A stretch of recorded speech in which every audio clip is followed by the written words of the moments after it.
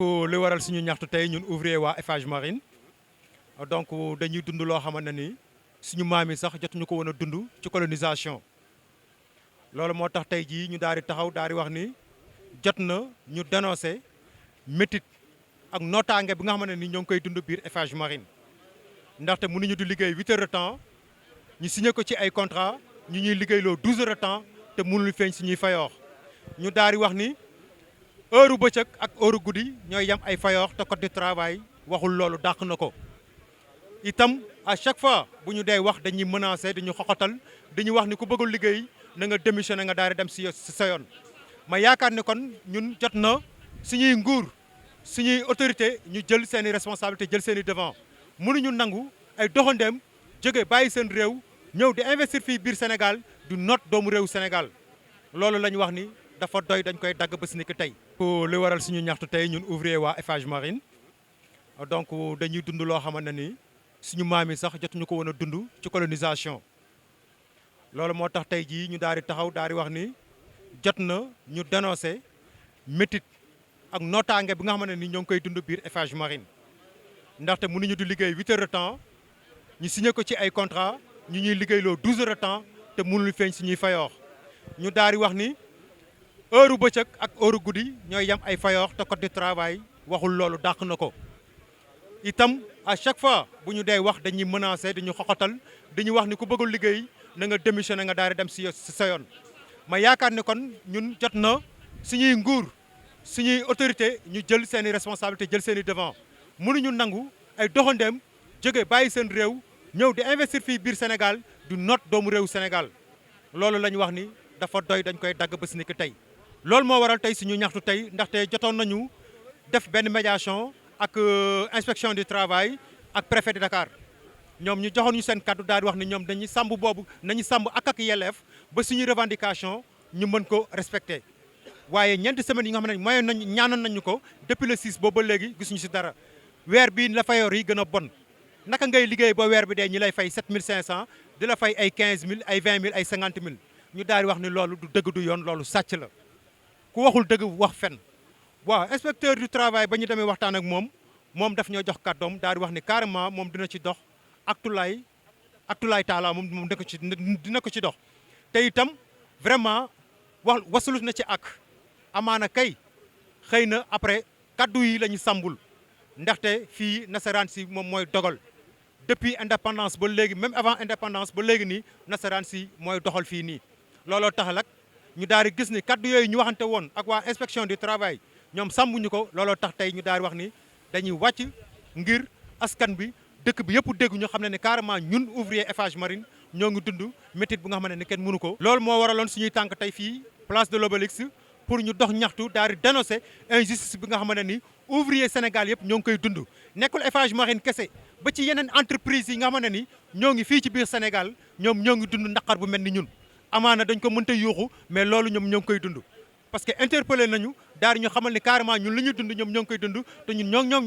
ngi ñuy encouragé ci xeex boobu ñuy daal di wax ni c'est le moment que ouvrier Sénégal yëpp moo xam ñiy yëngu ci wàllu BTP moo xam ay mécanicien la moo xam ay menuisier la moo xam jaaykatu gerte caaf bi la moo xam ñi nga xam ne dañoo nangu seen i kër moo xam ñi nga xam ne dañ leen dàq seen i biir kër moo xam ñi nga xam ne dañoo nangu seen suuf moo xam ñi nga xam ne ni seen marché dañ leen see dàq c'est le moment ou jamais ñu booloo doon benn xàccandoo dóorandoo ndax injustice bii ñuy dund ni mu mën fay jóg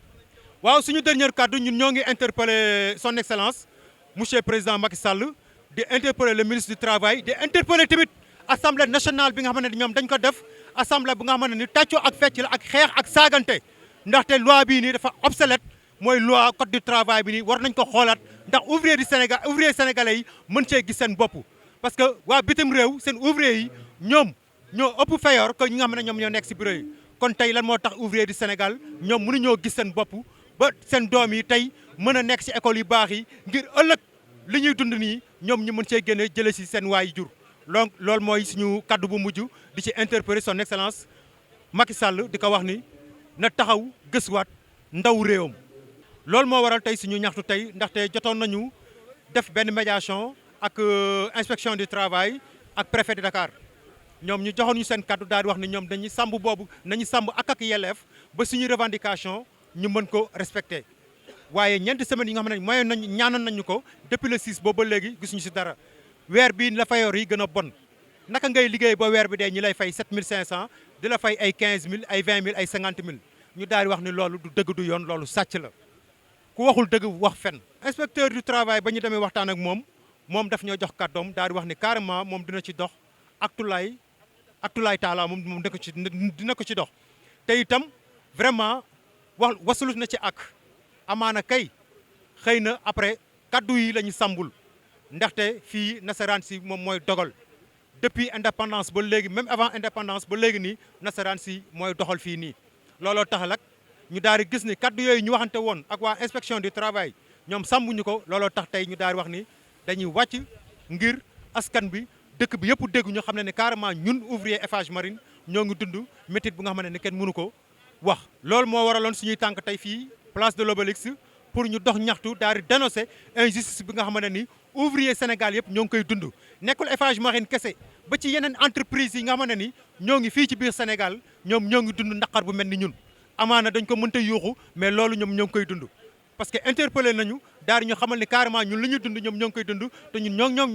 ngi ñuy encouragé ci xeex boobu ñuy daal di wax ni c'est le moment que ouvrier Sénégal yëpp moo xam ñiy yëngu ci wàllu BTP moo xam ay mécanicien la moo xam ay menuisier la moo xam jaaykatu gerte caaf bi la moo xam ñi nga xam ne dañoo nangu seen i kër moo xam ñi nga xam ne dañ leen dàq seen i biir kër moo xam ñi nga xam ne dañoo nangu seen suuf moo xam ñi nga xam ne ni seen marché dañ leen see dàq c'est le moment ou jamais ñu booloo doon benn xàccandoo dóorandoo ndax injustice bii ñuy dund ni mu mën fay jóge suñu dernier kàddu ñun ñoo ngi interpeller son excellence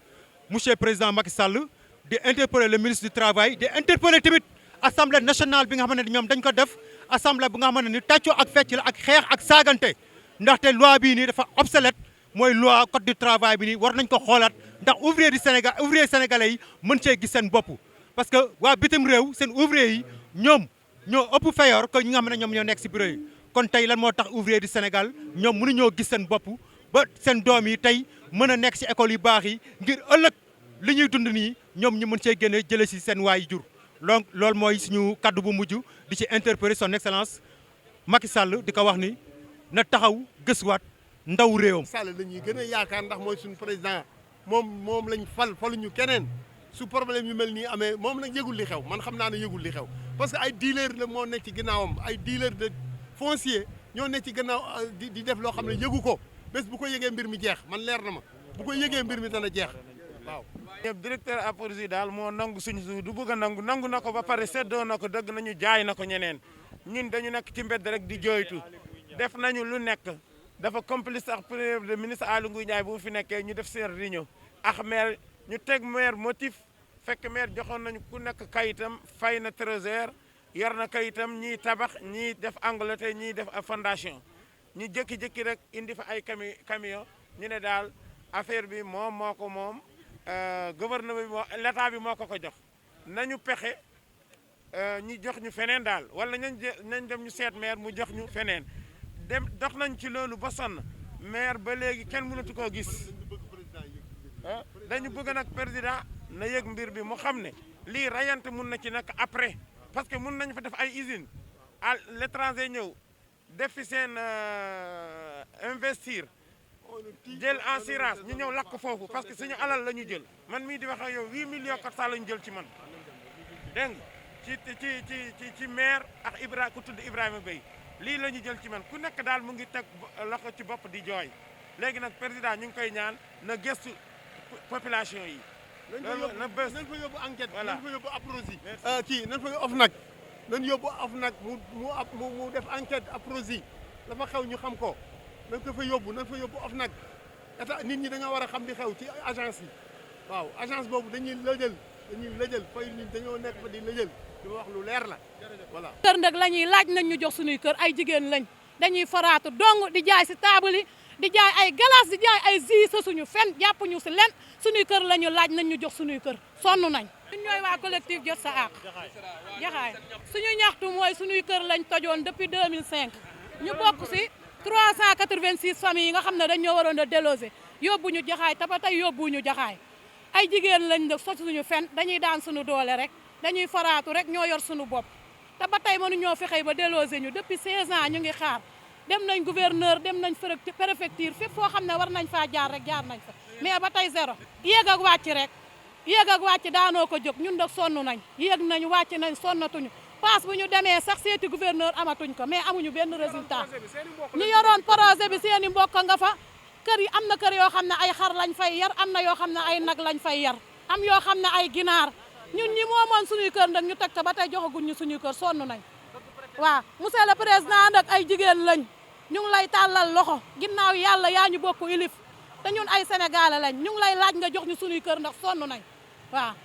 sonn nañ torom nag jaabante nañ bay bëgga dee sonn nañ suñuy kër la ñuy laaj daal waaw nañ ñu jox suñuy kër benn wax bu ndaw boo xam ne toujours dañ koy fàtte di ko ci boole parce que ñi jotoon a jot seeni logement ñi ñu attribué woon seeni kër ñooñu la président Macky Sall ne woon may na leen 4 millions yi ñu waroon a versé ci la gaa ñi profité waala def ko parax ndoll ne Macky Sall moo leen may kër yi alors que non kon Macky Sall ñoom ubbi dëkk yi ñu ne Macky Sall moo leen may kër yi kon Macky Sall na ñëw wax ci loolu merci. li nga xamante ne zone bi nga xamante ne foofu la gën a naat te àll bi foofu la gën a bëri léegi la ñun lan la ñu ñaawlu waa bu mu fa demee moom pratiquement activité bu mu fay mëne dafa bëri day dagg garab yu bëri di ko jaay dem jaay Dakar di fa def ay kiring di fa def lu ne li nga xamante ne ñun ñi nga xamante ne collectif bi ànduñu ci tey ànduñu ci ëllëg léegi lan lu ñu bëggoon ñu négociation et désaffectation totale des terres qui ont été octroyées léegi ñu demandé mairie bi ñu jox ñu ñaari siège ci discussion yi ñu won ñu convention bu nga xamante ne ba bu ñu commencé ba tey ñu laaj nañ ko convention ñu won ñu ko convention lan moo ci ne ba léegi amaguñu ci leer léegi dañ ko bëggoon ñu leeral ko. voilà waaw ñun bañuñu projet bi parce que projet bi boo xoolee day indi lu bëri ci dëkk bi parce que ça même ça day indi emploi yu bëri bañuñu ko waaye étendue bi lañ bañ ak superficie boobu lañ bañ léegi convention bi mu nekk gagnant loolu moo gën a nekk waaw léegi nag lu may lancé et je lance un appel à toutes les autorités du Sénégal et mooy force occulte imam yi lépp la lancé alerte ñu dimbali ñu ci balaa lenn am ci parce que ñëpp mer nañu parce que nit bu meree day def li nga xamante ne àndul ak xelam léegi nag loolu la ñuy ñaawlu ñu xool lan naka lan ñuy def pour ñu am ci ndam. ginnaaw marche bi bu jàllee te li ngeen bëgg amul lan ngeen fas yéene def pour wane seen naqar. voilà marche bi lii bu jàllee dañoo fas woon organiser benn marche bu rëy ci dëkk ba incha allah ñu ngi koy waajal jëlaguñu date nag waaye ci loolu lañu nekk incha allah. ñun ñooy association des collectifs et collectif des associations et groupements de la commune de Pakour ñun ñooy ñoom suñu ñaxtu mooy daa am lu ñu métti mooy dañoo joxe woon benn opérateur économique du nom de Mamadou Omar Sall bu ñu joxoon 1000 hectares 1000 hectares bi yëpp dafa sës ci dex bi te ñun dex boobu la ñu yaakaar tey jii nii doomu Pakour mun na dem ba am localité bi mun na dem ba am alal bu bëri bëgg investir ci côté dex ba waaye su fekkente ne moom mun accès ci dex bi loolu problème la te tey jii nii dañoo bëggoon ci 1000 hectares buñ jotoon joxe ñu renégocier contrat bi ñu may ko au moins 400 hectares 500 hectares te mu bañ a nekk titre foncier te ëllëg ci commune bi bu soxlaatee suuf si ñu mun ko jël ci anam lu rafet tamit dañoo bëggoon alerter maire bu fa nekk mu def lépp ba nga xamante ne luñ bëgg mu defal ñu ko balaa leneen am parce que dem nañ ba nga xamante ne léegi ñun mënuñ ñoo nelaw mënuñ ñoo naan ndox sax parce que lii dafa métti ci xol dafa métti jool parce que boo xoolee 1000 hectares boo koy natt mooy 10 kilomètres carrés loolu xel nangu ko sax loolu la ñuy ñaawlu quoi. 2020 2021 maanaam ñun lii suñu ñaxtu mooy ñun dañuy defoon concours bi ñuy wax CREM concours bi biñ ko defee ba pare on était d'abord au départ 35 998 candidats lañu woon au niveau national ñoom ñoo inscrit woon pour def concours boobu mais biñ ko defee ba pare biñ defee concours bi 3705 candidats ñoom ñoo jàll ci phase bi ñuy wax entretien état jël na 2500 yooyu ci ñaari options yi la mi français ak arabe donc 834 yi xam ñoo des waaw 834 yi nga xam ñoo des ñooñu ñoom ñoo ne ci liste d'attente ñoom ñooy candidats yi ñi ñoom ñoo ne ci liste d'attente état nag dafa génn moom ni dafa soxlawaat ay enseignants yaakaar naa li bu soxlawaatee enseignants lii yoon te Sénégal gépp xam ko mooy nga jël ñi nga xam ne si d'abord ñoo ne ci liste d'attente bi parce que moom dafa ni enseignant la soxla te enseignant yaakaar naa ñun ñi defoon concours bi ñun ñëpp suñu objectif moo doon def nekk ay enseignants donc yaakaar naa tey boo demee ba jël recrutement quota boo xam ne 5000 enseignants la yaakaar naa ñi ne ci liste d'attente bi ñoom bëriwuñu 834 candidats la ñooñu waroon nga leen a mën a dugal ba pare avant ngay def beneen recrutement di jël ñoo xam ne mosuñoo def concours wala est-ce que seen ambition est-ce que def concours CREM bi la enseigner la ñun suñu ambition mooy nekk enseignant ndaxte concours CREM dafa nekk concours boo xam ne c'est un concours collectif concours sélectif autant pour moi c'est un concours sélectif concours bi déjà dafa am ay phase ñun nag jàll nañ phase yëpp kii ka jàll kooku déjà testé nga ko ba xam compétence am kooku tey boo demee bay recruter 5000 enseignants kooku waroon nga koo jël ñun loolu mooy suñu problème bind nañ ay lettre pour adresser ko ministre bi mais faale wuñu tontuñu quoi vraiment waroon nañee tontu mu répondre ñu def nañ ay démarches def nañ ay conférence de presse fii place de la nation jusqu'à présent gisuñu résultat ñun nag li ñuy wax tey ministre de l'éducation nationale ak tout ce qui ak son entourage mooy à ce que ñu recruter ñu pour ñu dem defi suñu formation comme suñu camarades yi nga xam ñoo ne ci CRP parce que ëpp ñu niveau on était ñun ñoo bokkoon même exercice yi ñu daan def ñoo bokkoon même programme yu ñu doon suivre donc yaakaar naa tey ñoom bu demee ba jàll ñun ñu bàyyi ñu à côté te dox li ñuy soxla 5000 enseignants yaakaar naa war nañoo xool liste d'attente loolu daal lañ ni woon tey nañ ko jàllale pour ministre bi répondre yi waaw. Centre commercial Liberté 6 extension Barak suñu ñaxtu tey mooy que suñu maire comme ñun niñ ko déggee rek yéen neen ko déggee ci benn chaîne dëkk bi nee na marché bi daf ko bugg a toj le 15 waaw loolu moo waral suñu doxu ñaxtu. bu waxtaanoo nag ñun wala mu casé ñu fenn wala mu dédommagé ñu yaakaar naa ne duñu taxaw fii di wax bu ñu taxawee fii di wax mooy que waxtaanu nag ñun casé wuñu te joxuñu dara déedéet jubóowuñoo ak moom dara début bi ñëwoon na waxtaan mais bi mu ñëwee waxtaan sous-préfet daf ñu promettroon site de recasement depuis lors mu ne ñu dem leen toog ba site de recasement am gisuñu site de recasement gisuñu dédommagement dañoo dégg rek ci benn chaîne dëkk bi mu ne day toj marché bi waaw te marché bi mun naa ne marché Sénégal yëpp moom mooy caatu marché yi ndaxte 2013 la commencé ubbi kon marché bu ubbi 2013 2021 nga ne da koy toj loolu xaw na doy waar trop ci déggin waxuma ci déggin sax mais ci gisin joxaguñ ñu sommation ay rumeur kese seen wax yëpp ci ay rumeur lañ ko teguñu ko ci kayit. Monsieur le président de la République foog naa le 3 mars wax na lu leer nee na bu kenn fekkati nit muy liggéey nga génnee ko foofu te dugaloo ko fenn foog naa wax boobu leer na ci nopp sénégalais yi yëpp te ma yaakaar ne ñi nga xam ne ñoom ñooy ay maire ci dëkk bi ndaxte ñi ngi fi gis yëpp ñu taxaw seen problème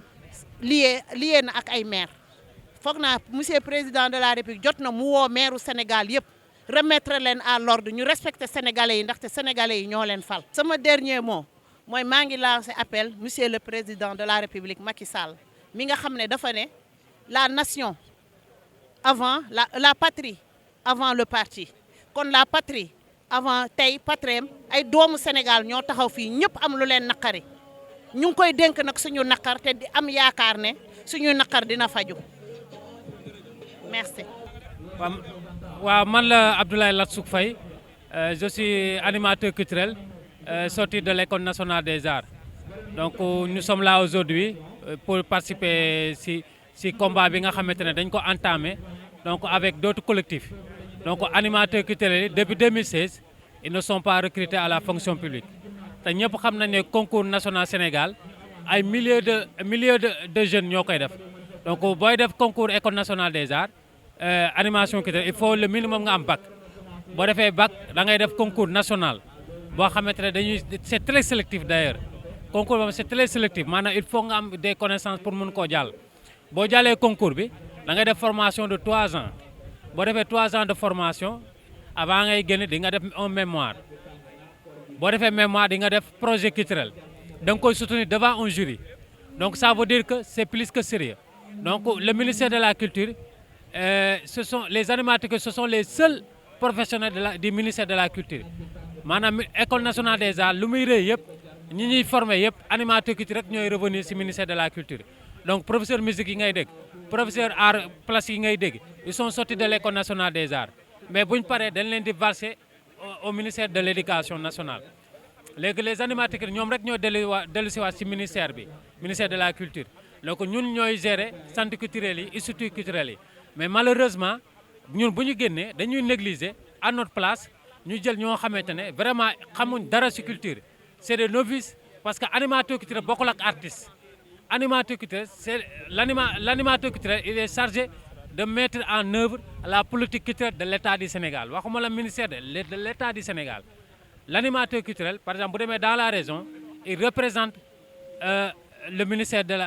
de la culture il représente il collabore avec le gouverneur donc la politique culturelle la politique régionale donc moom moo koy définir donc c'est un animateur culturel c'est un administrateur culturel donc comme ni nga wax ne administrateur civil c'est un administrateur culturel donc moo tax nag ñun bu ñu génnee dañuy confronté à un recrutement alors que le besoin est là tey boo demee ci centre culturel régionaux yi demal Blaise Senghor y a pas de personnel demal monument de la Renaissance Daniel Sorano y a pas de c'est des vieux qui sont là depuis des années plus de 50 ans ñuy retraité nañ ñu renouveler seen contrat boo demee service yi culture yi animation culture wala gérer yëpp donc c'est des gens ya nga xamante ne vraiment xamul ci culture dara ñoo ko gérer ñun nag dañoo bëgg le ministère notre ministère de tutelle le président de la République du Sénégal ñoom ñu xam ne Sénégal dëkk pays africain bu toll ni Sénégal mënul développer sans la culture te Senghor waxoon na ko Senghor waxoon na ne la culture est au début et à la fin de tout processus de développement donc dañoo wax président Macky Sall mu xoolaat sa politique culturelle parce que culture Sénégal mënoo koo développer tourisme mënoo développer culture mënoo développer musique mënoo développer leneen te jaaroo ko tey ci animateur culturel parce que animateur culturel ils sont chargés de mettre en œuvre de la politique culturelle de l'État en tout cas ñun daal ñu ngi fi tant que amuñu recrutement duñu bàyyi c'est vrai que le ministre de la culture defal nañu ay contrat mais combat bi dañ koy continuer ba notre intégration totale dans la fonction publique merci beaucoup. maa ngi tudd André Mendy nekk porte-parole ouvrier Eiffage Marine di leen di nuyu yéen ñëpp kenn ku ci nekk ci turam ak santam. waaw lu waral tey suñu teewaay fii ñun ouvrier Eiffage Marine dañu nekk di dund benn calvaire bu métti biir Eiffage Marine calvaire bu nga xamante ne nii man la sax dund ko ndaxte suñu ak suñu yelleef yëpp dañ ko jël daal di koy dëxëñ ngir lan lu neex nasaraan si ngir lan lu neex occidentaux yi moo tax tey ñu daal di taxaw daal di wax ni dañuy génn fësal suñu bopp askan bi yëpp xam na ni waa Eiffage Marine lu ñuy dund tey jii nii ñoo ngi dund lu métti seeni doom seeni rak seeni mag seeni nijaay seeni jëkkër ñoo ngi dund loo xamante ni dafa doy waar te mënuñu ko wax loolu moo waral tey jii suñu ndaje bii nii ndax njëkkoon nañ fi def benn sortie ñu daal di def benn conférence de presse bi moo ngi amoon le 6 avril bi passé ñu daal ñu au médiation inspection du travail ak préfet de Dakar ak bureau du travail ba ñu demee ñu daal di déggoo ci ay kaddu inspecteur régional de Dakar daal di ñuy wax ni carrément moom dina taxaw sàmmonteeg ak suñu ak yelleef ngir waa Eiffage Marine diggé yi ñu jël ak ñun mooy ponk yi nga xamante ne ñoo ngi ko doon ñaxtu boobu ba léegi ñoom ñu wàccoo ak ponk yooyu noonu préfet de Dakar jox ñu kàddoom bureau du travail tamit daal di ñu jox kàddoom parce que moo ngi doon recevoir administration Eiffage Marine ñu ñaan ñu benn délai 4 semaines ñu may leen ñeenti semaines yooyu noonu si ñeenti semaines yooyu noonu ñu daal di profité jox ñu ci ay demande d'explication ak ay mise à pied ak ay licenciement ñu daal di licencier ñu bëri ci ñun te teguñu ko fenn ma daal di wax ni loolu c'est arbitraire waruñu nangu loolu noonu ndaxte jeunesse bi tey dañu jànkonteeg ak problème mu liggéey muy emploi kon donc tey injustice la bi nga xamante ni ñun waa Eiffage Marine ñoo ngi koy nakarlu ba nga xamante ni président Macky Sall ak gouvernement am ñoo ngi jaayante pour jeunesse Sénégal tey ñu mën a am liggéey bu ko defee kenn ku ci nekk nga mën a dimbale sa waajur bi nga xamante ne jaaykatu caaf la wala jaaykatu jël la. suñu bërëb liggéeykaay ñoo ngi doon ñaxtu lan suñuy fayoor nañ ci taxaw xool naka lañ ñuy fayee beneen bi ci topp mooy waxtu ñuy liggéey suñuy contrat 8 heures de temps moo ci nekk ñuy liggéey fukki waxtu ak ñeent